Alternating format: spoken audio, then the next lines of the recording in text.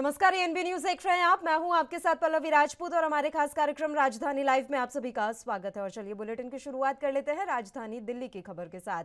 Indira Gandhi indoor stadium में आयोजित आम आदमी पार्टी के राष्ट्रीय जनप्रतिनिधि सम्मेलन में 2 संकल्प पत्र भी पेश किए गए। आम आदमी पार्टी के वरिष्ठ नेता और राज्यसभा सांसद संजय सिंह ने बीजेपी द्वारा देश भर में चलाए जा रहे ऑपरेशन लोटस के खिलाफ संकल्प पत्र रखा, जबकि वरिष्ठ नेता और कैबिनेट मंत्री गोपाल राय ने देशव्यापी अभियान मेक इन इंडिया नंबर 1 को सफल बनाने को लेकर संकल्प पत्र प्रस्तुत किया और गहन विचार मंथन के बाद दोनों ही संकल्प पत्रों को सर्वसहमति से पास कर दिया गया।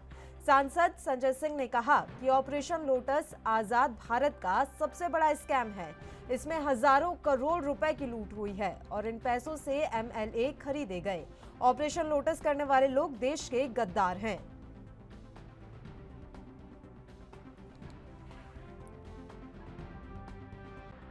देश ने सोशल मीडिया के ऊपर, जनता अब सोशल मीडिया के ऊपर आ गई है। सोशल मीडिया के जरिए ऐसे देश आगे नहीं बढ़ेगा दोस्तों। हम सबको मिलके भारत को दुनिया का नंबर 1 देश बनाना है। बनाना है कि नहीं बनाना है? भारत दुनिया का नंबर 1 देश केवल भाषणबाजी करने से नहीं बनेगा।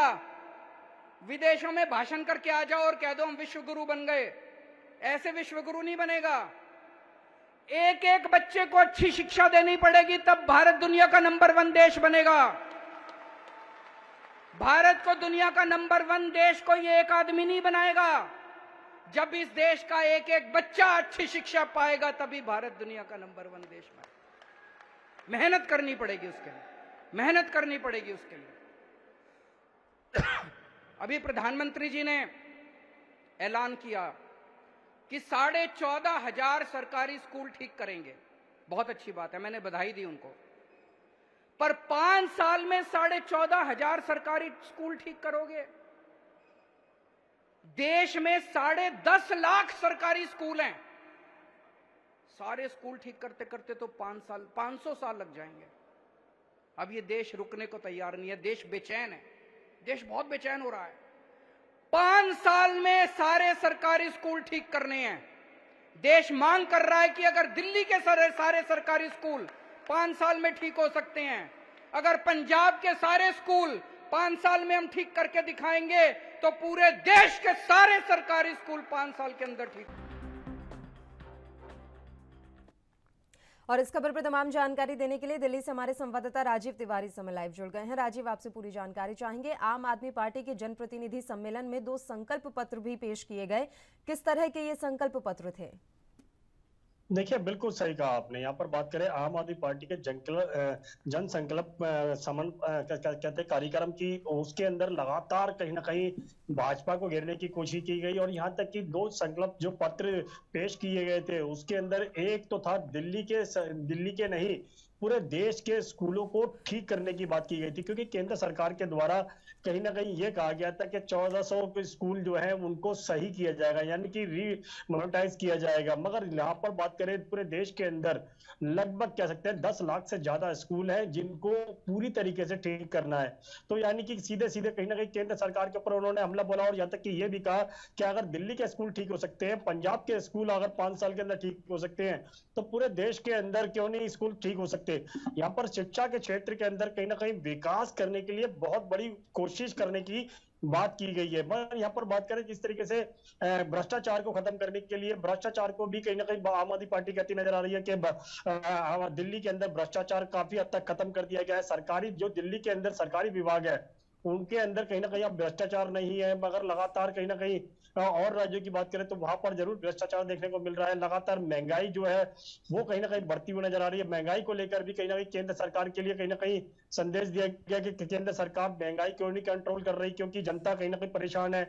महंगाई कहीं ना कहीं बहुत ज्यादा कह सकते चरम पर पहुंच चुकी है, जिसकी वजह से कहीं ना कहीं लोगों के घर गुजारे जो है वो नहीं हो पा रहे हैं, क्योंकि दिल्ली सरकार कहीं ना कहीं उस राहत के अंदर कुछ कोशिश करती नजर आ रही है। क्योंकि बिजली के बिल अगर 0 आते हैं तो कहीं ना कहीं आम जनता को कहीं ना कहीं फायदा होता है। पानी के बिल जीरो आते हैं तो कहीं ना कहीं उससे फायदा होता है। स्वास्थ्य के अंदर, अस्पतालों के अंदर कह सकते हैं चेकअप या फिर कहें दवाइयां फ्री मिलती है तो उससे फायदा हो सकता है। शिक्षा के अंदर बात करें तो स्कूलों के अंदर जब शिक्षा फ्री मिलती है तो कहीं ना कहीं जो प्राइवेट स्कूलों के अंदर फीस जाया करती थी वो कहीं ना कहीं बचती हुई नजर आ रही थी। तो काफी हद तक जो है वो लगभग एक परिवार की बसते हुए नजर आते हैं। यहाँ पर जिस तरीके से केंद्र सरकार को आगे रणनीति बनानी चाहिए, क्योंकि केंद्र सरकार के द्वारा कहीं ना कहीं स्कूलों को ठीक करने की बात की जा रही है, अस्पतालों को ठीक करने की बात की जा रही है, बड़ी बड़ी घोषणाएं की जा रही है, मगर वो घोषणाएं जो है वो धरातल पर कहीं ना कहीं जीरो साबित होती नजर आ रही हैं। जी बिल्कुल, ऑपरेशन लोटस को लेकर लगातार आम आदमी पार्टी भारतीय जनता पार्टी पर हमलावर है। एक बड़ा मुद्दा बनाया जा रहा है इसे, और साफ तौर पर दिख रहा है कि चुनावों के मद्देनजर इसे एक बड़ा मुद्दा बनाने की कोशिश की जा रही है। राजीव, क्या इसी मुद्दे के सहारे अब आम आदमी पार्टी अपनी आगे की राजनीति चलाएगी? देखिए, बिल्कुल सही कहा आपने। यहाँ पर बात करें ऑपरेशन लोटस को, बिल्कुल आम आदमी पार्टी जो है एक बड़ा मुद्दा हाथ में लेकर बैठी हुई है और लगातार कहीं ना कहीं इसको लेकर जनता तक एक मैसेज भी दिया जा रहा है कि भाजपा जो है यानी केंद्र सरकार जो है वो कहीं ना कहीं और राज्यों की जहां पर भाजपा की सरकार नहीं है वहां पर उन सरकारों को कहीं ना कहीं तोड़ने की कोशिश की जा रही है। महाराष्ट्र की बात करें या फिर गोवा की बात करें या फिर और जगहों की बात करें तो वही चीज देखने को मिली। और दिल्ली के अंदर भी कहीं ना कहीं यही कहा गया कि भाजपा के जो बड़े नेता है या फिर कहें भाजपा जो कह सकते हैं सरकार है वो कहीं ना कहीं अब दिल्ली सरकार को भी तोड़ने की कोशिश की गई और दिल्ली सरकार वो टूटी नहीं। यानी कि 20-20 करोड़ रुपए जो विधायकों को देने की बात की गई थी वो कहीं ना कहीं आम आदमी पार्टी के विधायकों ने स्वीकार नहीं किए गए। यहां तक कि मनीष सिसोदिया की बात करें तो उनको भी बड़ी ऑफर दी गई थी, यहां तक कि सीएम बनाने के लिए बात की गई थी, उन्होंने वो भी ठुकरा दी। तो और यही चीज जो है वो पंजाब के अंदर भी देखने को मिली और लगातार 25-25 करोड़ रुपए जो है पंजाब सरकार गिराने के लिए कहीं ना कहीं ऑफर दी गई थी। मगर यहाँ पर गोवा की बात करें या फिर कहें उत्तर कह सकते हैं गुजरात की बात करें या फिर हिमाचल प्रदेश की बात करें तो यहाँ पर भी चुनाव है और कहीं ना कहीं दिल्ली के अंदर भी अब निगम के चुनाव आने वाले हैं। तो इसको लेकर कहीं ना कहीं आम आदमी पार्टी जो है वो अब केंद्र सरकार से सीधे सीधे टक्कर करती हुई नजर आ रही है। जी बिल्कुल, अभियान जो चला रही है आम आदमी party, make in India number 1, इस अभियान के तहत क्या कुछ संकल्प लेकर आम आदमी पार्टी चल रही है? उनके हिसाब से देश में क्या कुछ बड़ा होना चाहिए या इंफ्रास्ट्रक्चर किस हिसाब से मजबूत होना चाहिए कि देश को नंबर 1 विश्व में बनाया जा सके? देखिए, बिल्कुल सही कहा आपने। अब ये संदेश जो है यानी कि देश को नंबर 1 बनाना है तो कहीं ना कहीं उसके लिए बड़ी कोशिशें करनी होंगी। यही संदेश जो है वो पहले आम आदमी पार्टी की तरफ से यानी कि अरविंद केजरीवाल की तरफ से केंद्र सरकार के लिए दिया था कि केंद्र सरकार जो है बड़ी कोशिशें करे। बेशक आपस की लड़ाई छोड़कर अगर देश विकास के लिए कहीं ना कहीं कार्य करे तो कहीं ना कहीं जनता को उससे फायदा होता हुआ नजर आएगा और देश वाकई में ही नंबर 1 होता नजर आएगा। मगर यहाँ पर बात करें शिक्षा के क्षेत्र के अंदर तो दिल्ली को छोड़कर बाकी राज्यों की बात करें तो ज्यादातर बच्चे जो है वो प्राइवेट स्कूलों के अंदर जाना पसंद करते हैं, वो कहीं ना कहीं प्राइवेट सेक्टरों में जाते हैं। तो यहाँ पर बात करें जिस तरह के सरकारी स्कूलों को ठीक करने की, सरकारी अस्पतालों को ठीक करने की, सरकारी विभागों को ठीक करने की, और यहाँ तक की बात करें जो दिल्ली के अंदर बिजली फ्री दी जा रही है, क्योंकि भाजपा जब अरविंद केजरीवाल ने इसकी शुरुआत की गई थी भाजपा के द्वारा कहीं ना कहीं बड़े आरोप लगाए थे बिजली विभाग जो है वो घाटे में चल रहा है और घाटे का जो पैसा है वो कहां से रिकवर किया जाएगा, जल बोर्ड जो है वो घाटे में चल रहा है वो कहां से रिकवर किया जाएगा। मगर आम आदमी पार्टी की तरफ से बिल्कुल स्पष्ट कर दिया गया है कि घाटे में दिल्ली सरकार नहीं है। यानी कि सीधे सीधे कहे तो बिजली के बिल जो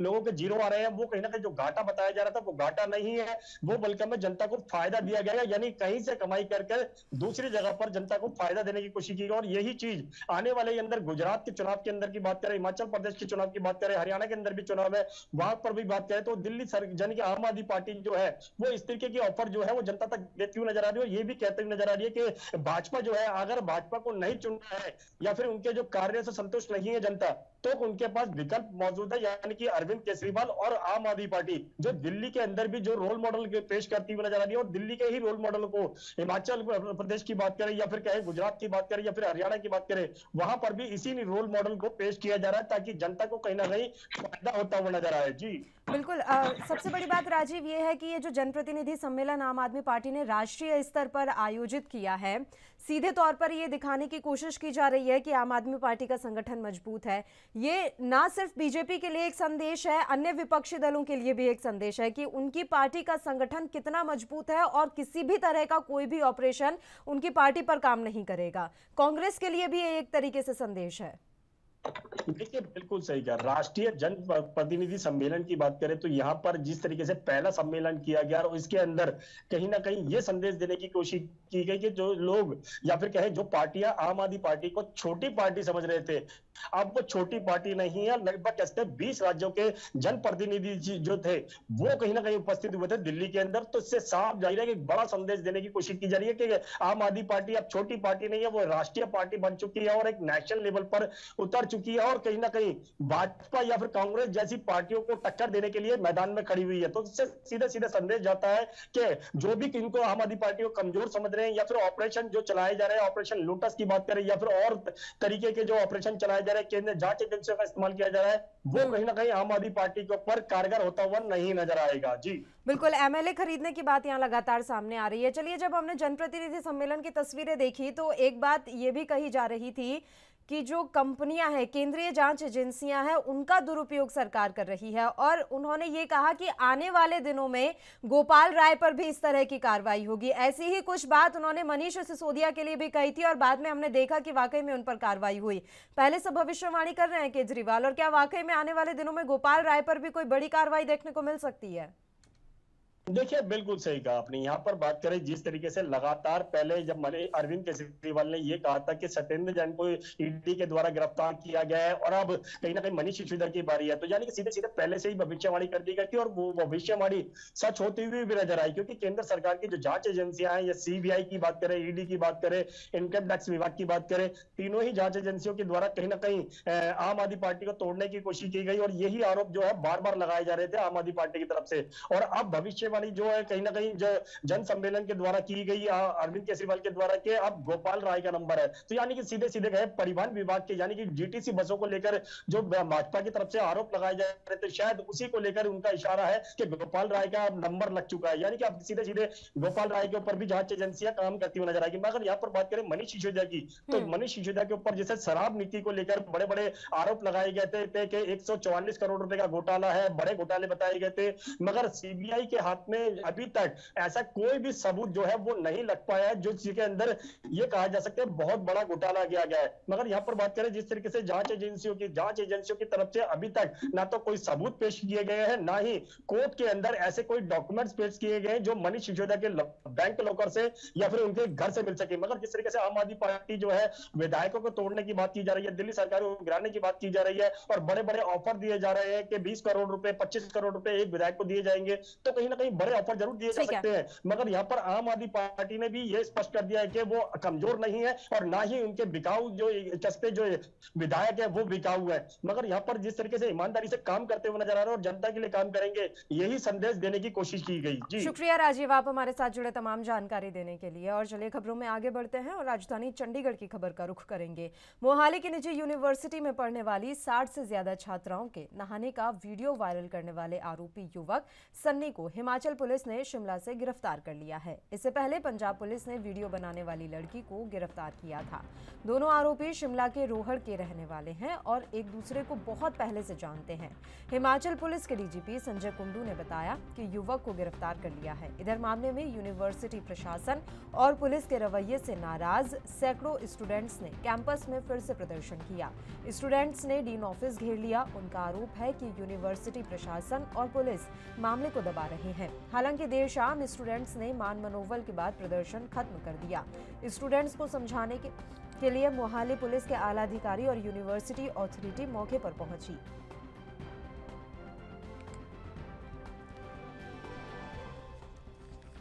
खबरें आ रही हैं कि जिसमें कुछ भ्रम फैलाया जा रहा है कि चंडीगढ़ विश्वविद्यालय के 7 विद्यार्थियों ने सुसाइड किया है। तो मैं ये बात स्पष्ट कर देना चाहता हूँ कि चंडीगढ़ विश्वविद्यालय के किसी भी विद्यार्थी ने ऐसी कोई घटना नहीं हुई, ना उन्होंने ऐसा कोई कोशिश भी की है। इस वक्त कोई चंडीगढ़ विश्वविद्यालय का बच्चा इस संदर्भ में किसी हॉस्पिटल में नहीं है और उसकी कोई सेहत की समस्या नहीं है। मैं ये भी बता दूं कि ये जो सोशल मीडिया पे कहा जा रहा है कि 60 बच्चों की एमएमएस बनाई गई है और वो भेजी गई है किसी को, तो इसके बारे में जो प्रिलिमिनरी इन्वेस्टिगेशन चंडीगढ़ यूनिवर्सिटी की अपनी टीम ने की है और उस बच्चे का जिस पे इल्ज़ाम लगाया जा रहा है और उसका जो मोबाइल है उसको चेक किया गया है, तो ये पाया गया है कि उस लड़की ने अपनी ही कुछ फ़ोटोज़ और कोई वीडियो जो हैं अपने किसी बॉयफ्रेंड के साथ शेयर की हैं। इसके अलावा उसके मोबाइल फ़ोन से और कोई किसी प्रकार का जो मटेरियल है वो नहीं मिला है। तमाम जानकारी देने के लिए चंडीगढ़ से हमारे संवाददाता अमित कुमार इस समय लाइव जुड़ गए हैं। अमित, आपसे फिलहाल अपडेट हम चाहेंगे, यूनिवर्सिटी मामले में क्या कुछ अपडेट इस समय मिल रही है? आज ये देखिए कि रात को करीब 1:30 बजे तक स्टूडेंट्स का जो हम कहें कि धरना लगातार जारी रहा था, पर रात को करीब 1:30 बजे जब प्रशासन से, अगर हम कहें यूनिवर्सिटी प्रशासन से बात की गई और उसके बाद हम कह सकते हैं स्टूडेंट्स के बीच में सहमति बनी है कि उनकी जितनी भी डिमांड्स है, जिसमें हॉस्टल के टाइमिंग को 8:30 से बढ़ा के 9:30 तक करने की एक ट्रांसपेरेंट जांच की मांग, और जितने भी लोग, अगर हम कहें कि शनिवार को जहां लाठीचार्ज हुआ उसमें जितने भी बच्चे जख्मी हुए थे उनको मेडिकल कंपनसेशन देने के बाद इन सब पर सहमति बनते हुए करीब रात को 1:30 बजे स्टूडेंट्स की तरफ से जो यूनिवर्सिटी के अंदर धरना चल रहा था वो उठा दिया गया। तो हम कह सकते हैं चंडीगढ़ यूनिवर्सिटी का जो धरना है अब वो खत्म हो चुका है, पर क्योंकि अभी भी कार्रवाई चल रही है तो 24 तारीख तक या फिर कि अगले 6 दिन तक हम कह सकते हैं कि चंडीगढ़ यूनिवर्सिटी में कोई भी पढ़ाई नहीं होनी, नॉन टीचिंग डे घोषित कर दिया गया है। इसमें हम कह सकते हैं कि जो 2 मेन, अगर हम कहें लड़की के बाद हम कहते हैं जिसको वीडियो शेयर करने की बात की गई है, रंकज वर्मा और सनी मेहता, इन दोनों को ही शिमला और रेगड़ से गिरफ्तार कर लिया गया और आज इन्हें पंजाब में इनसे पूछताछ होनी है। पूछताछ कितनी वीडियोस रिसीव हुई थी, क्या इनके पास और वीडियोस आई थी, या फिर जैसे पुलिस की तरफ से डिस्क्लोज किया गया है कि सिर्फ लड़की ने अपनी ही कुछ फोटोज और वीडियो डिस्क्लोज की गई है, इसके अलावा और किसी की वीडियोस नहीं डिस्क्लोज की गई है। पर ऑफ कोर्स क्यों देख सकते हैं कि अभी पूछताछ चल रही है, अभी छानबीन चल रही है, पर पेरेंट्स सकते में है, जो यूनिवर्सिटी की लड़कियां जो हॉस्टल में रहती है वो सकते में। इसके बाद कई लड़कियों ने अभी टेम्परेरी हॉस्टल छोड़ना शुरू कर दिया है, उनकी फैमिलीज आ रही है, उनको लेकर जा रही है, पर अभी भी हम कह सकते हैं कि कार्रवाई चल रही है। अब ये देखना होगा कि आगे कार्रवाई में क्या हासिल होता है, पर अभी तक हम कह सकते हैं कि स्टूडेंट्स को जो का आश्वासन मिला है उसके बाद करीब रात को, कल रात या फिर हम कहेंगे आज सुबह 1:30 बजे तक उनकी तरफ से लगातार धरना चलता रहा था, तो धरना फाइनली लेफ्ट हो चुका है। तो हम कह सकते हैं कि जितनी भी कार्रवाई अब की जा रही है उससे स्टूडेंट सेटिस्फाइड है। कुछ डिमांड रखी गई थी उसको भी चंडीगढ़ यूनिवर्सिटी मानती हुई नजर आ रही है। बड़ी बात यह अमित कि कल से लेकर अब तक हर बार एक नई थ्योरी सामने निकल कर आती है। कभी कहा जा रहा है कि 60 से ज्यादा लड़कियों के वीडियो वायरल किए गए, कभी कहा जा रहा है कि उस लड़की ने सिर्फ अपने वीडियोस दिए थे। खुलकर अभी सच्चाई सामने नहीं आ रही है, क्या माना जाए? क्योंकि देखिए एक वीडियो और वायरल हुआ था, हालांकि एएनबी न्यूज उस वायरल वीडियो की पुष्टि नहीं करता, जिसमें एक टीचर उस लड़की से बात कर रही थी रूम में बैठकर, हॉस्टल रूम में बैठकर, तो वो कबूल कर रही है कि हाँ उसने लड़कियों के वीडियो दिए थे। सच्चाई क्या है, कब तक सामने आ पाएगी? आप उस वीडियो को लेकर भी देखिए चंडीगढ़ यूनिवर्सिटी की तरफ से बकायदा एक स्टेटमेंट दिया गया। उन्होंने कहा कि वार्डन की मुंह से गलती से निकल गया, यही चीज हम जांच का विषय है। यहीं पर स्टूडेंट्स, अगर हम कहें कि एक स्टैंड लेते नजर आ रहे हैं, उस समय जो वार्डन की तरफ से कहा गया क्यों गलती से निकल गया, एक शब्द कहा गया कि बाकी लड़कियों की इज्जत का ख्याल रखा जाता है। तो इससे अगर हम कहें कि बाद में तूल पकड़ा कि लड़कियों को कहना है कि शायद उनके फोन में और भी लड़कियों के वीडियोज है, पर क्योंकि जब हम कह सकते हैं जब फोन लिया गया तो देखिए पुलिस ने फोन सीज कर दिया है, उसकी अब हम कह सकते हैं फॉरेंसिक जांच की जा रही है और हर एक पहलू कंसिडर किया जाएगा कि क्या और भी वीडियो शेयर हुए हैं या फिर नहीं। तो देखिए सबसे पहले हम कह सकते हैं कि उस लड़की को बाकी हॉस्टल की लड़कियों ने कन्फ्रंट किया था, उससे लड़कियों ने खुद पूछताछ की थी, जिसके बाद हम कह सकते हैं वार्डन तक मसला गया। तो उसके बाद देख सकते हैं लगातार लंबा संघर्ष चला। हम कहें कि परसों रात से इंसिडेंट, अगर हम कहें कि तूल पकड़ते पकड़ते अगर हम कहें कि आज जाके हम कह सकते हैं आज सुबह के करीब खत्म हुआ है, पर अब जांच चल रही है। पुलिस की तरफ से हमें एटलीस्ट ये आश्वासन दिया गया कि अभी तक उस फोन में, जिस लड़की से जो फोन सीज किया गया, उससे सिर्फ उसकी खुद की वीडियो ही शेयर करने पर अब हम कह सकते हैं जिन 2 व्यक्ति और जिन 2 लड़कों को जहां हिमाचल में हम कह सकते हैं कि ये वीडियो भेजी गई थी उनको अरेस्ट कर लिया गया, उनसे आज पूछताछ होनी है और उनसे पूरी जानकारी नहीं पाएगी क्या उनको सिर्फ एक ही वीडियो आया है और उसके अलावा कोई और वीडियो तो नहीं आया। तो इस चीज को लेकर हम कह सकते हैं कि पूछताछ जारी रहेगी, पर हम कह सकते हैं स्टूडेंट्स की तरफ से कुछ डिमांड रखी गई थी, जिसमें सभी हॉस्टल के वार्डन चेंज करवाने की बात थी, जिसे यूनिवर्सिटी ने मान लिया। इसके अलावा हम कह सकते हैं टाइमिंग को लेकर एक सवाल चल रहा हुआ था कि 8:30 से बढ़ा के 9:30 किया जाए, उसको लेकर मान लिया गया। तो कई छोटी छोटी चीजें, कई डिमांड रखी गई थी, उन सब पर मेजर डिमांड थी एक ट्रांसपेरेंट जांच, और ट्रांसपेरेंट जांच के लिए हम कह सकते हैं कि प्रशासन रेडी है, पुलिस भी अपनी तरफ से पूरी तरह कोऑपरेट कर रहा है। पर एक चीज जिसका फाइनली खंडन किया गया कि ये बात सामने आई थी कि 8 के करीब लड़कियों ने सुसाइड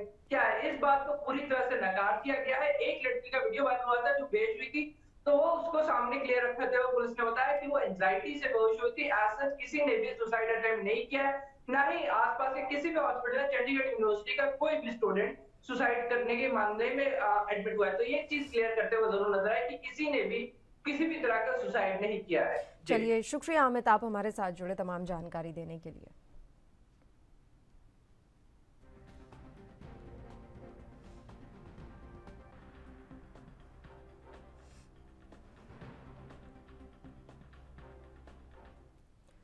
और अब बढ़ते हैं हिमाचल प्रदेश की खबर की ओर। बीजेपी के राष्ट्रीय अध्यक्ष जगत प्रकाश नड्डा ने 24 सितंबर को मंडी में होने वाली प्रधानमंत्री नरेंद्र मोदी की युवा संकल्प रैली की समीक्षा बैठक की। बैठक कल देर शाम को वर्चुअल माध्यम से हुई, जिसमें बीजेपी प्रदेश अध्यक्ष सुरेश कश्यप, मुख्यमंत्री जयराम ठाकुर, प्रदेश प्रभारी अविनाश राय खन्ना समेत पदाधिकारी बैठक में शामिल हुए।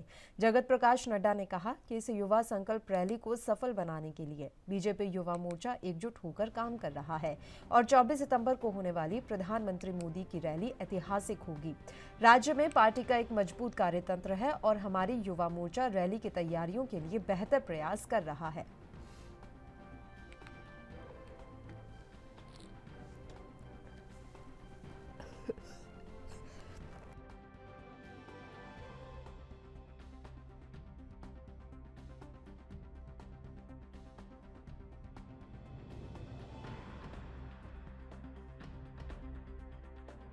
चौबीस सितंबर को मंडी में होने वाली प्रधानमंत्री नरेंद्र मोदी की युवा संकल्प रैली की समीक्षा बैठक कल देर शाम को वर्चुअल माध्यम से हुई, जिसमें बीजेपी प्रदेश अध्यक्ष सुरेश कश्यप, मुख्यमंत्री जयराम ठाकुर, प्रदेश प्रभारी अविनाश राय खन्ना समेत तमाम पदाधिकारी शामिल हुए।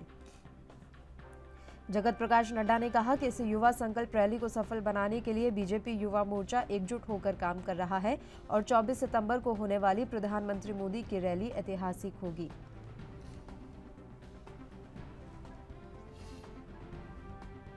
और इस खबर पर तमाम जानकारी देने के लिए हिमाचल प्रदेश ब्यूरो चीफ टीना ठाकुर जी इस समय फोन लाइन पर जुड़ गई हैं। टीना जी, पूरी जानकारी आपसे चाहेंगे।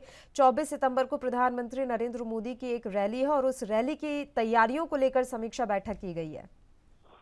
जी बिल्कुल, जो ये प्रधानमंत्री की मंडी की जो पड्डल की रैली है वो अपनी अपनी ऐतिहासिक रैली हिमाचल से जो होने वाली है, तो उसको लेके जो तमाम तरह की जो तैयारियां हैं ताकि उसमें किस तरह की कमी न रह जाए, क्योंकि बताया यही जा रहा है भाजपा की तरफ से कि पहली बार ये ऐतिहासिक क्षण है जब कोई प्रधानमंत्री किसी मोर्चा की रैली को संबोधित करेंगे। पहली बार है कि जो ये मोर्चा की जो रैली है उसको संबोधित जो प्रधानमंत्री है वो करने जा रहे हैं। और 24 तारीख को जो है प्रधानमंत्री का जो दौरा है वो हिमाचल का रहने वाला है। तो ऐसे में खुद बीजेपी नेता है वो तमाम जो तरह की जो तैयारियां उसकी समीक्षा कर रहे हैं और जो समीक्षा बैठक है उसमें उन्होंने बोला भी है कि जो युवा संकल्प रैली है उसको सफल बनाने के लिए तमाम जो प्रयास है वो भाजपा युवा मोर्चा एकजुट होकर मिलकर करेंगे। और खुद मुख्यमंत्री जयराम ठाकुर भी जो ये रैली है, जो रैली का स्थान है, लगातार वहाँ के दौरे कर रहे हैं, वहाँ की जो तमाम तरह की तैयारियां हैं उनको देख रहे हैं।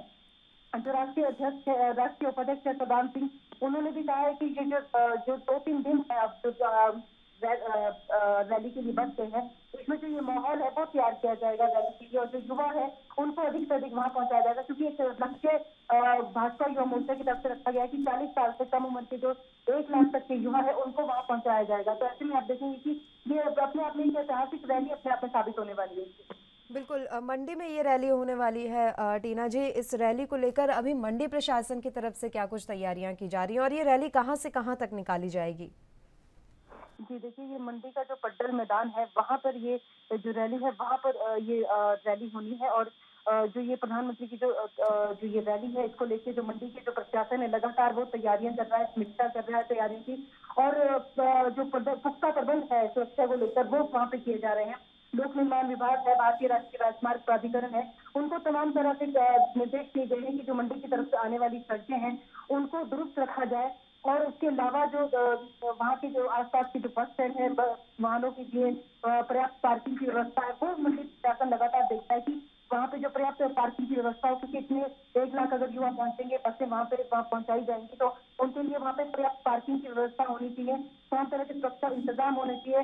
और इसके अलावा जो पानी की व्यवस्था है, खाने पीने की व्यवस्था है, वो वहाँ पे तमाम तरह के जो मंडी जिला प्रशासन है उसके जिम्मे है और वो लगातार इन तैयारियों के लिए लगातार हर रोज समीक्षा बैठक कर रहा है। और खुद मुख्यमंत्री की बैठते हैं, उनका हिस्सा बनते हैं, लगातार वो मंडी का दौरा कर रहे हैं। आज भी वो मंडी पहुंचेंगे और पड्डल की जो तैयारियां हैं पड्डल मैदान में उन सीटों पर प्राथमिकता वो करेंगे आज। बिल्कुल, अगर विपक्ष की तैयारियों के बारे में बात की जाए टीना जी, तो विपक्ष की फिलहाल क्या कुछ तैयारियां नजर आ रही हैं? एक तरफ तो कांग्रेस आला कमान इस समय भारत जोड़ो यात्रा में व्यस्त है और दूसरी तरफ हिमाचल जैसे राज्यों में चुनावी माहौल है। तो ऐसे में अभी तक कोई कार्य योजना तैयार की गई है कि कोई बड़ा नेता हिमाचल में भी आएगा और इस तरह की रैलियां करेगा? क्योंकि प्रधानमंत्री तो अब एक्टिव मोड में नजर आ रहे हैं हिमाचल के लिए। जी बिल्कुल, आपने सही बोला, क्योंकि भाजपा ने जो है 17 सितंबर से जो भाजपा महिला मोर्चा के सम्मेलन है वो करने शुरू कर दिए। उनमें तमाम तरह के जो केंद्रीय नेता है अपने उनको बुलाना शुरू कर दिया है। लेकिन दूसरी तरफ कांग्रेस की बात करें तो फिलहाल ये सब चीजें अभी कांग्रेस नहीं कर रही है, ना ही उनकी अभी कोई प्लानिंग इस तरह की कोई दिखाई दे रही है कि कोई बड़ा नेता कोई यहाँ पर आकर उनका कोई रैली को संबोधित करेगा, इस जनता के बीच जाएगा। अभी तक सिर्फ उनका एक यही लक्ष्य है कि जो टिकट आवंटन जो 20 तारीख की जो बैठक रखी गई थी, जो आगामी 20 या 25 तारीख के बीच में होनी है स्क्रीनिंग कमेटी की बैठक, उसके बाद कहा जा रहा है कि कांग्रेस है वो पूरी तरह से मैदान में उतरेगी और जो अपने तमाम जो केंद्रीय नेता है उनकी जो रैली है उनका प्लान वो करेगी। हिमाचल में उनका रूट मैप वो तैयार करेगी कि किस तरह से उनको हिमाचल में कहाँ कहाँ उनकी रैलियां करेगी। फिलहाल ऐसी कोई रैली, ऐसा कोई जनता के बीच का कोई कांग्रेस का बड़ा कार्यक्रम अभी फिलहाल नहीं है, क्योंकि कांग्रेस अभी फिलहाल अपने ही में उलझी हुई है।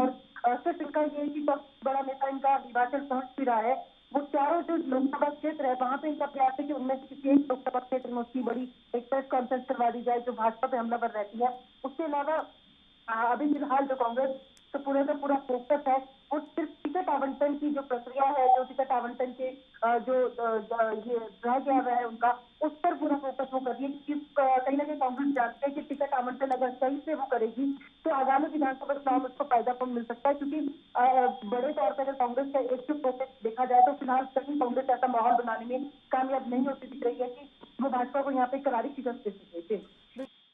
आखिरी सवाल है, आम आदमी पार्टी इस समय ज्यादा एक्टिव नजर आ रही है विपक्षी दलों की अगर हम बात करें तो कांग्रेस से ज्यादा तो आम आदमी पार्टी की यहाँ पर जनसभाएं देखने को मिल रही है। अरविंद केजरीवाल आए दिन रहते ही हैं हिमाचल के दौरे पर। जी बिल्कुल, आपने सही बोला, क्योंकि जो आम आदमी पार्टी है उसका पहला ये चुनाव है हिमाचल में। हालांकि सक्रिय वो काफी सालों से, लेकिन ये पहला चुनाव वो लड़ने जा रही है। तो ऐसे में जो आम आदमी पार्टी है वो अगर हम आपको बताएं कि पंचायत स्तर पे उन्होंने अपने कार्यकर्ता नियुक्त किए, पंचायत स्तर तक वो काम कर रही है और लगातार जो उनके बड़े नेता है वो हिमाचल आ रहे हैं और हिमाचल के लोगों को गारंटियां वो दे रहे हैं। लगातार वो कह रहे हैं कि अगर वो सत्ता में आएंगे तो ये चीजें वो हिमाचल की जनता को देंगे। तो ऐसे में आप देखेंगे कि कांग्रेस से ज्यादा जो आम आदमी पार्टी है वो लोगों के बीच जा चुकी है। हालांकि कांग्रेस का कहना है कि जैसे उनकी टिकट आवंटन की प्रक्रिया संपन्न हो जाएगी वो आपको एग्रेसिव मोड में धरातल पर नजर आएगी। चलिए, शुक्रिया टीना जी, आप हमारे साथ जुड़े तमाम जानकारी देने के लिए।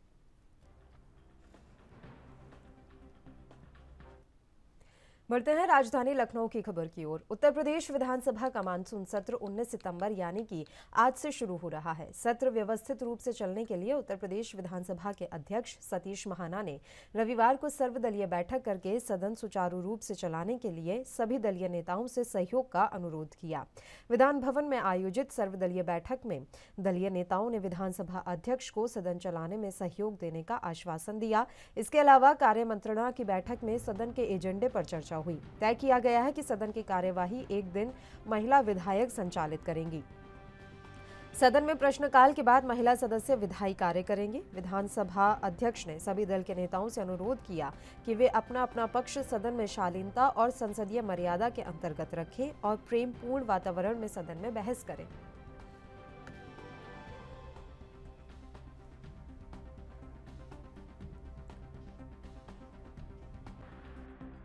पुराने सदस्य श्री अरविंद गिरी जी का चूँकि असामयिक निधन हो गया, इसलिए जैसी कि सदन की परंपरा है कि पहले दिन निधन का निर्देश होगा और हाउस कंडोलेंस के बाद एडजॉर्न हो जाएगा।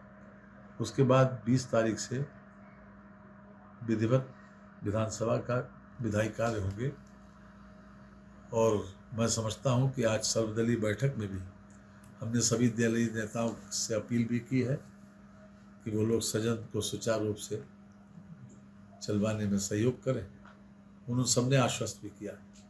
दरअसल ये विपक्ष के ऊपर ज़्यादा निर्भर करता है कि सदन सुचारू रूप से चले। सत्ता पक्ष तो चाहता ही है चले।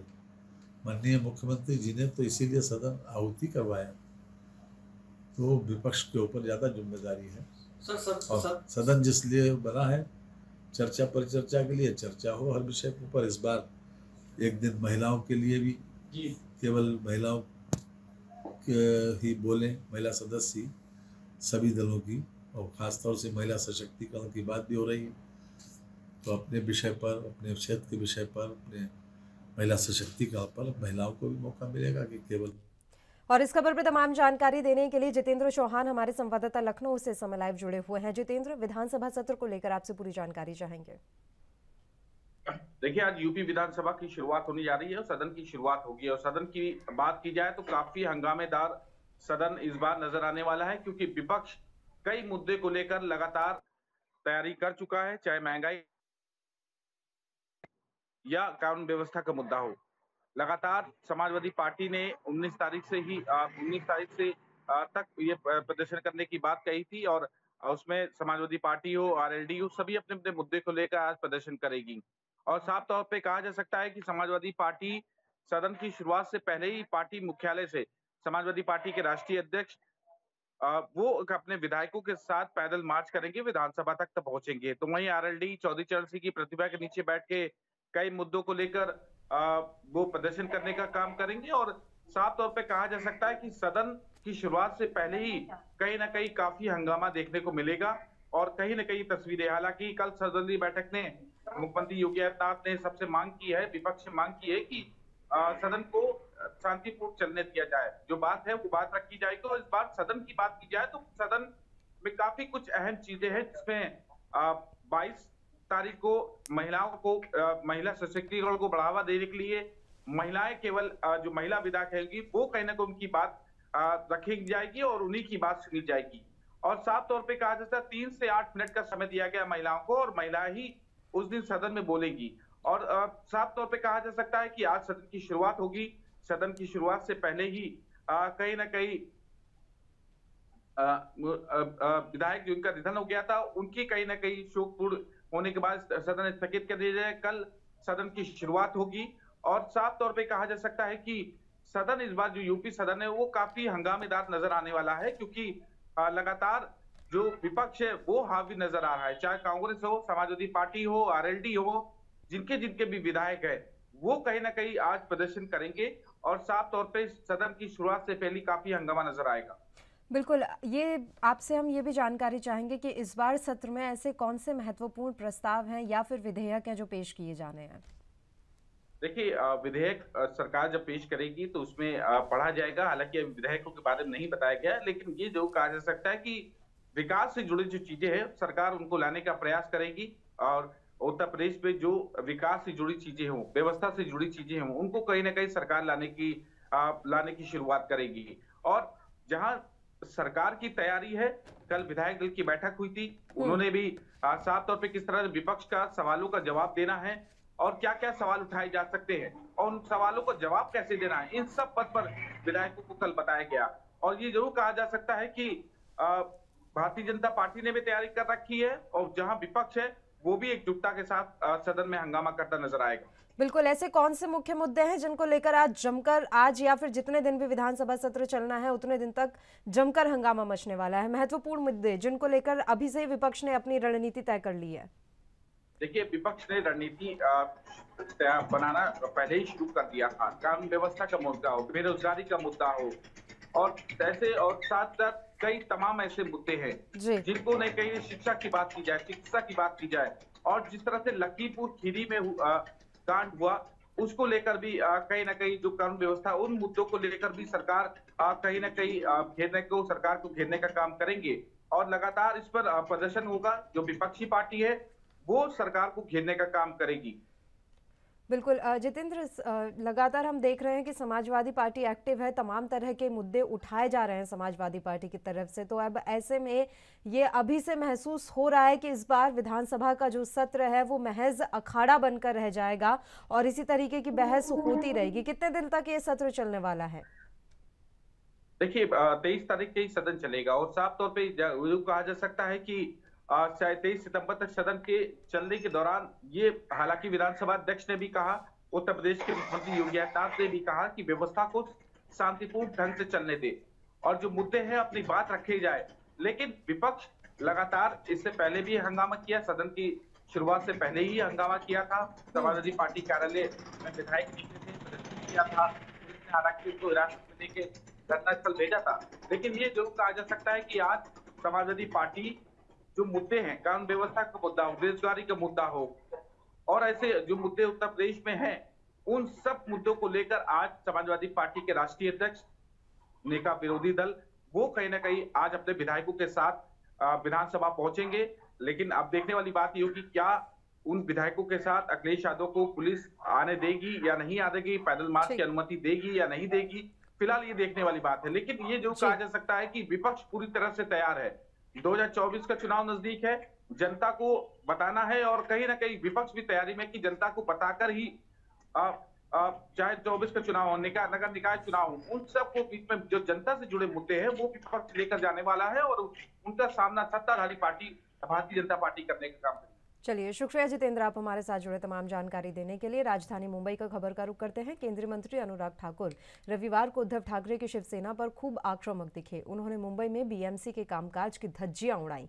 केंद्रीय खेल मंत्री ठाकुर ने कहा कि मनपा मुंबई में नगर निकाय खेलों को बढ़ावा देने के लिए पर्याप्त प्रयास नहीं कर रहा है। ठाकुर ने कहा कि बृहन मुंबई नगर निगम के पास सबसे अधिक टैक्स जमा होता है और बजट भी ज्यादा पास होता है, फिर भी वे उचित स्वच्छता, शहर के सौंदर्यीकरण और खेल को प्रोत्साहित करने पर ध्यान केंद्रित करने में असमर्थ हैं। उन्होंने कहा कि ऐसी नीतियों को शुरू करने के लिए एक उचित रोड मैप तैयार किया जा रहा है।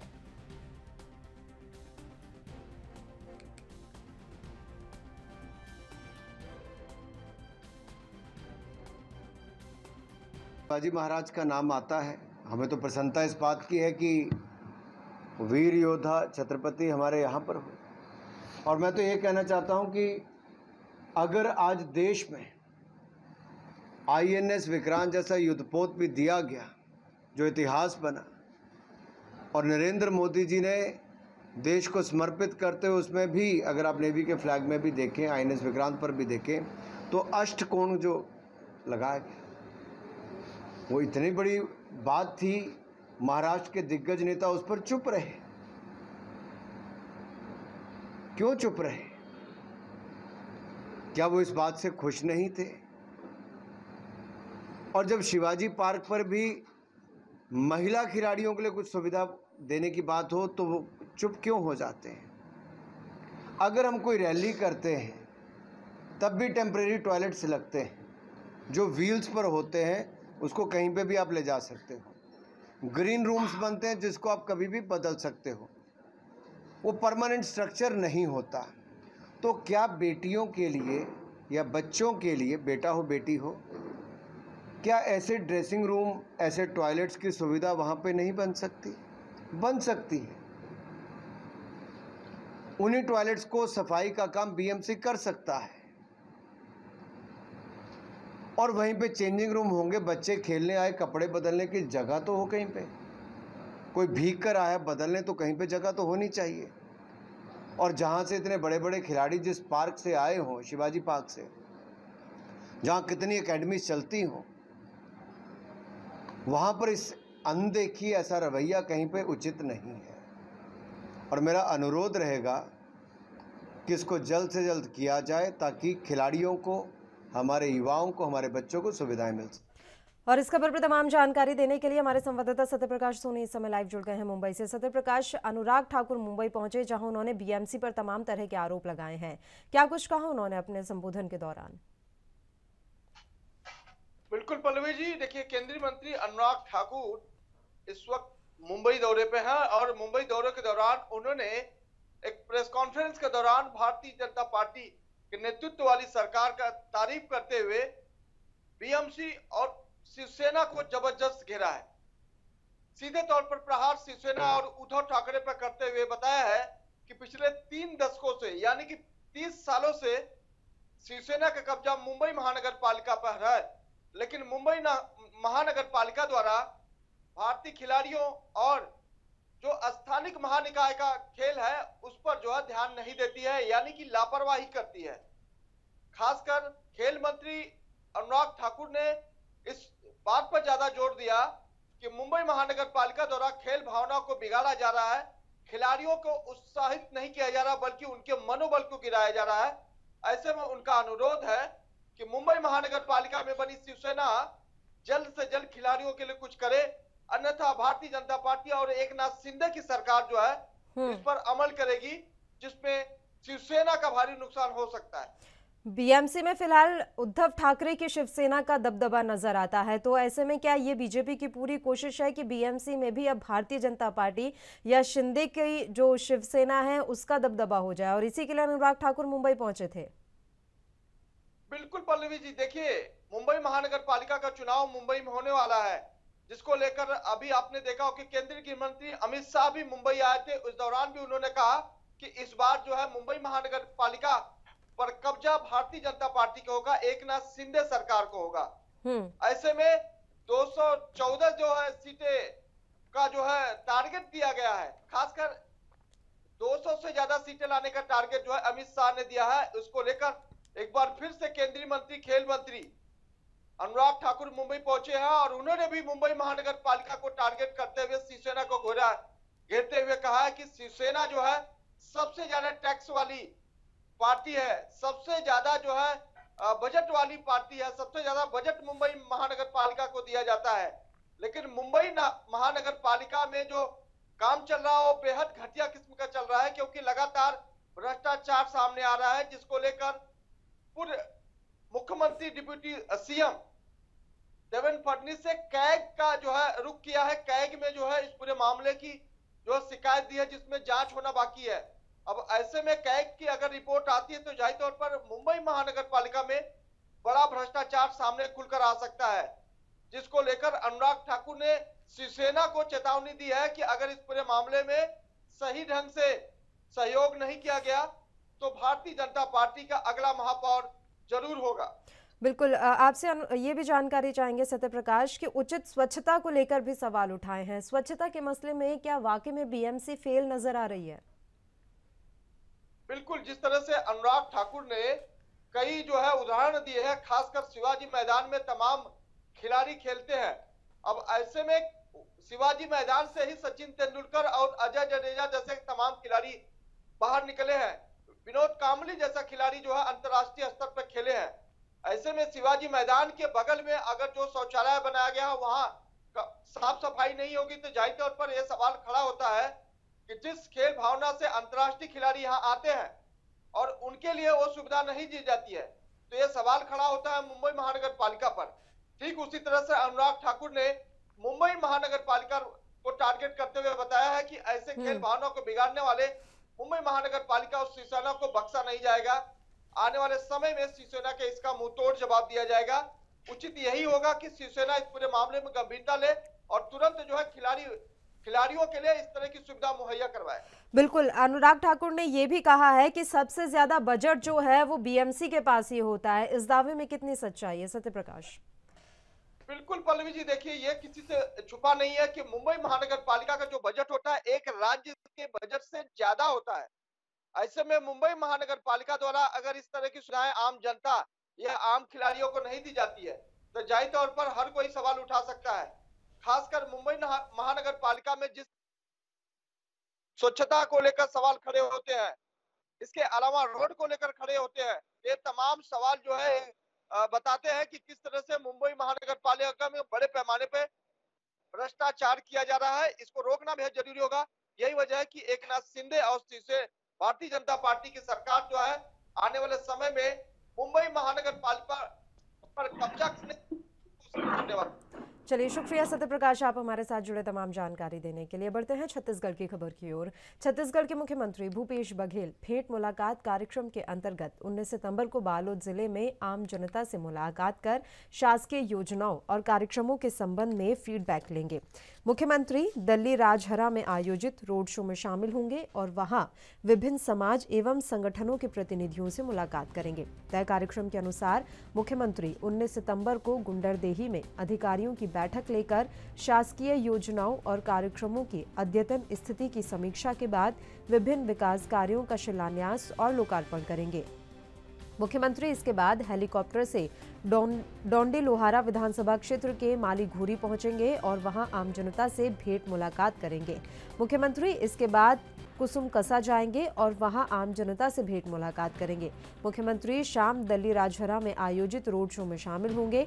मुख्यमंत्री दल्ली राजहरा में रात में विभिन्न समाज एवं संगठन के प्रतिनिधि मंडल से मुलाकात करेंगे और रात्रि विश्राम भी वहीं करेंगे। तो कुल मिलाकर छत्तीसगढ़ के मुख्यमंत्री भूपेश बघेल भेंट मुलाकात कार्यक्रम के अंतर्गत 19 सितंबर को बालोद जिले में पूरे दिन व्यस्त रहने वाले हैं।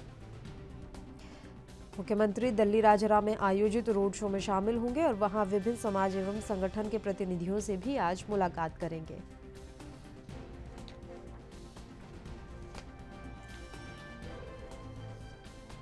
तय कार्यक्रम के अनुसार मुख्यमंत्री 19 सितंबर को गुंडरदेही में अधिकारियों की बैठक लेकर शासकीय योजनाओं एवं कार्यक्रमों की समीक्षा करेंगे। समीक्षा बैठक के बाद विभिन्न विकास कार्यों का शिलान्यास और लोकार्पण भी मुख्यमंत्री बघेल के द्वारा किया जाना है। मुख्यमंत्री इसके बाद हेलीकॉप्टर से डोंडी लोहारा विधानसभा क्षेत्र के माली घूरी पहुंचेंगे और वहां आम जनता से भेंट मुलाकात करेंगे। मुख्यमंत्री इसके बाद कुसुम कसा जाएंगे और वहां आम जनता से भेंट मुलाकात करेंगे। मुख्यमंत्री शाम दल्ली राजहरा में आयोजित रोड शो में शामिल होंगे। मुख्यमंत्री दल्ली राजहरा में रात में विभिन्न समाज एवं संगठनों के प्रतिनिधि मंडल से मुलाकात और रात्रि विश्राम करेंगे। कुल मिलाकर भेंट मुलाकात कार्यक्रम के दौरान मुख्यमंत्री का कई तरह के कार्यक्रम आज प्रस्तावित हैं। गुंडरदेही को भी आज कई विकास कार्यों की सौगात मुख्यमंत्री बघेल के द्वारा दी जानी है। मुख्यमंत्री डोंडी लोहारा विधानसभा क्षेत्र के माली घूरी पहुंचेंगे और आम जनता से भेंट मुलाकात करेंगे।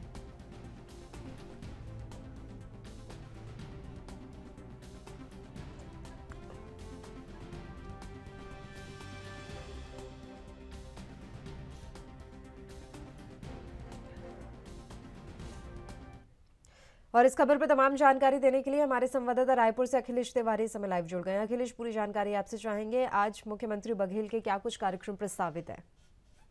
देखिए, मुख्यमंत्री भूपेश बघेल का भेंट मुलाकात का जो आयोजन है निश्चित तौर पर डोंडी लोहारे के मालीपुरी के क्षेत्र में जाकर करेगा। इसके अलावा अधिकारियों से समीक्षा बैठक भी की जाएगी, क्या किस तरीके से निर्णायक फैसला है, इसके अलावा जो योजनाओं को लेकर के किस तरीके से क्रियान्वयन किया जा सकता है और इसके साथ साथ योजनाओं को धरातल में किस तरीके से उतारा जा सकता है, इसके ऊपर विशेष मुहिम रहेगी। खास तौर से बात ये निकल करके सामने आती है कि क्या रणनीति बना करके अधिकारियों के साथ में योजनाओं को धरातल में किस तरीके से लाया जा सकता है और आम जन को कितना योजनाओं का लाभ मिल रहा है, उसके ऊपर फोकस रहेगा। क्योंकि कल देखने को मिला है जिस तरीके से कई स्थानों में बालोद के क्षेत्र में जो भेंट मुलाकात का आयोजन किया गया था, उसमें कई ऐसी शिकायतें मिली है जिसमें प्रशासन के ऊपर नाराज भी हुए मुख्यमंत्री। लेकिन ये नजर आ रही है कि आज की जो समीक्षा बैठक है उसमें यही निर्णायक लिया जाएगा कि अधिकारियों को साफ निर्देश जारी किया जाएगा कि इस तरीके से जो निर्देशित है, खासतौर से जो योजना है उसमें लापरवाही बरतने वाले कर्मचारी और अधिकारियों को बख्शा नहीं जाएगा, जिसको लेकर के आज समीक्षा बैठक है। जी बिल्कुल। इसके अलावा ये भी बताया जा रहा है कि गुंडरदेही में विभिन्न विकास कार्यों का लोकार्पण और शिलान्यास भी उनके द्वारा किया जाना है। बिल्कुल, जिस तरीके से जो शिलान्यास है उसको लेकर के है और वहां जिस तरीके से जो मांग निकल करके सामने आ रही थी, चाहे बांध के बारे में बात किया जाए, चाहे अन्य विषय के बारे में बात किया जाए, उसको लेकर के खासा तैयारी भी की गई है। और तैयारी इस कदर है कि जिस तरीके से जो आसपास के जो विकास होनी चाहिए, जो कार्य स्थल होने चाहिए, चाहे गोधन न्याय योजना की बात किया जाए, चाहे गौठान को लेकर के समस्या की बात किया जाए, उसके ऊपर भी निर्णायक लिया गया है। साथ ही साथ वहां प्राथमिक स्वास्थ्य केंद्र बनाने के लिए जो सौगात है वो दी जानी है। इसके अलावा जो वहां की स्वास्थ्य व्यवस्था से लेकर के जो आत्मानंद स्कूल है उसको लेकर के भी तैयारी की जा रही है। रोड निर्माण को लेकर के एक प्रबंध व्यवस्था की गई है, उसके ऊपर भी फोकस किया जाएगा। बिल्कुल, आज उनका एक रोड शो भी निकलना है अखिलेश, उसके बारे में भी हम आपसे जानकारी चाहेंगे।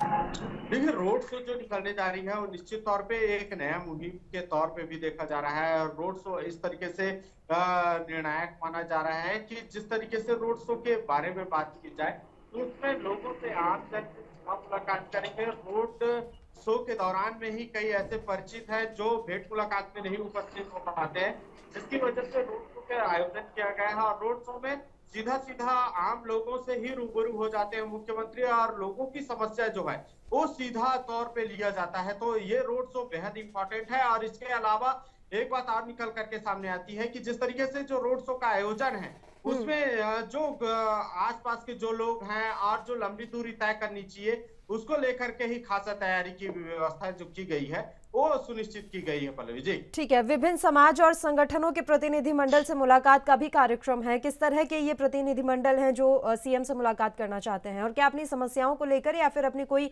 मांग को लेकर इन प्रतिनिधिमंडल की सीएम से मुलाकात होगी? देखिए, जो मुख्यमंत्री भूपेश बघेल है वो किसान नेता कहे जाते हैं। समाज को सर्वप्रथम दायित्व मिलता है और समाज के लोगों को लेकर के खासा उसका जो व्यवस्था रहता है और उनकी जो विचार है वो समाज से जुड़ा हुआ रहता है। तो समाज के अन्य जो लोग हैं वो सीधा सीधा मुलाकात मुख्यमंत्री से करते हैं और समाज के उत्थान और सामाजिक रणनीति किस तरीके से बनाई जा सकती है और समाज में क्या क्रियान्वयन किया जा सकता है और समाज के लिए क्या नया कुछ किया जा सकता है उसके ऊपर विचार किया जाता है।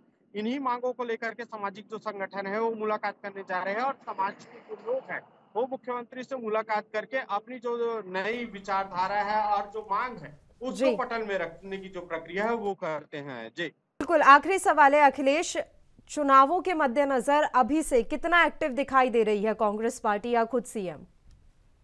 देखिए, जिस तरीके से जो आने वाले जो चुनाव है उसको लेकर के खासा रणनीति बनाई जा रही है, चाहे भेंट मुलाकात की बात किया जाए, चाहे समाज के जो संगठन है उनसे मुलाकात करने की जो तैयारी है, ये जो मुलाकात है सीधा सीधा चुनावी रणनीति ही माना जा रहा है। क्योंकि कारण ये स्पष्ट नजर आ रही है कि जिस तरीके से समाज के जो लोग हैं और जो नई मांगे हैं, खास तौर से रोड शो निकाल करके तैयारी करना, चाहे भेंट मुलाकात में लोगों की समस्या सुनना या प्रशासनिक अधिकारियों के ऊपर जिस तरीके से लगाम लगाने की जो तैयारी है वो साफ निर्देश जारी कर रहे हैं कि जिस तरीके से आने वाली चुनाव है उसी की रणनीति है। और रणनीति इस तरीके से है कि आम लोगों को साझा तौर पे ही बताया जा सकता है, उनकी समस्या को निदान किया जा सकता है। लगातार भाजपा आरोप ये भी लगा रही है कि भेंट मुलाकात करने के बहाने आम जनता की जो समस्या है उसको तो सुन ही रहे हैं, लेकिन प्रशासन का दुरुपयोग मुख्यमंत्री करने का जो आरोप है वो लगातार भाजपा लगा रही है। जी ये शुक्रिया आप हमारे साथ जुड़े अखिलेश, तमाम जानकारी देने के लिए। बढ़ते हैं उत्तराखंड की खबर की ओर। उत्तराखंड हाईकोर्ट के नैनीताल शहर से कहीं और स्थानांतरण करने को लेकर एक बार फिर कयासों का दौर शुरू हो गया है। माना जा रहा है कि जल्द ही प्रदेश सरकार इस पर अपनी मुहर लगा सकती है। हाईकोर्ट के नैनीताल से किसी और शहर में शिफ्ट करने को लेकर लंबे समय से चर्चा रही है। हाईकोर्ट की ओर से भी इस बारे में अधिवक्ताओं और लोगों से कुछ समय पहले सुझाव मांगे गए थे। तब अधिकांश लोगों ने नैनीताल से हाईकोर्ट कहीं और शिफ्ट करने को लेकर बहुमत से सुझाव दिए थे। इस बार फिर हाईकोर्ट के शिफ्ट होने को लेकर चर्चा तेज है। बताया जा रहा है कि इससे संबंधित एक प्रस्ताव सरकार के पास पहुंच गया है। 28 अगस्त को नैनीताल के दौरे पर आए थे मुख्यमंत्री पुष्कर सिंह धामी को यह प्रस्ताव सौंपा गया। उच्च पदस्थ सूत्रों से मिली जानकारी के अनुसार मुख्य न्यायाधीश विपिन सांघी और मुख्यमंत्री की औपचारिक मुलाकात के दौरान यह प्रस्ताव सौंपा गया।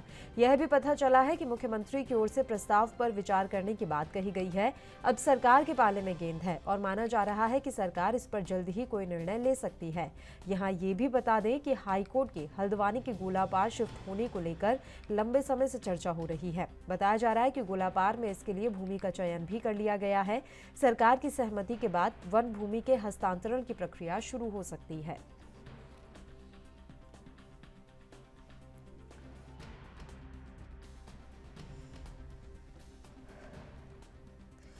तो उत्तराखंड हाईकोर्ट के नैनीताल शहर से कहीं और स्थानांतरण करने को लेकर एक बार फिर से कयासों का दौर शुरू हो गया है। माना जा रहा है कि जल्दी ही प्रदेश सरकार इस पर अपनी मुहर लगा सकती है।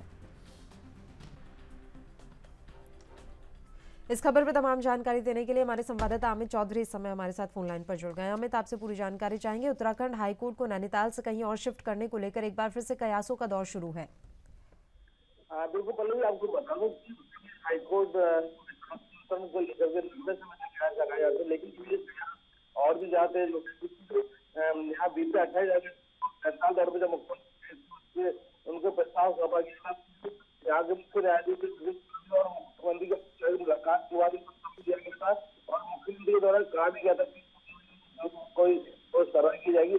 लेकर लगातार जोरों पर है और लगाया जा रहा है कि जब नैनीताल हाईकोर्ट कर दिया जाएगा, मांग की जाती है अधिवक्ता।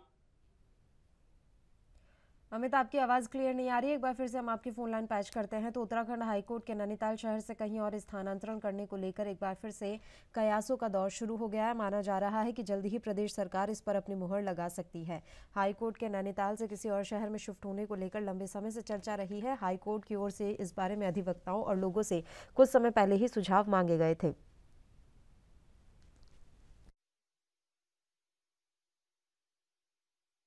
कहीं और शिफ्ट करने को लेकर बहुमत से सुझाव दिया था। तो ऐसे में एक बार फिर से हाई कोर्ट के शिफ्ट होने को लेकर चर्चा तेज है। बताया जा रहा है कि इससे संबंधित एक प्रस्ताव सरकार के पास पहुंच गया है।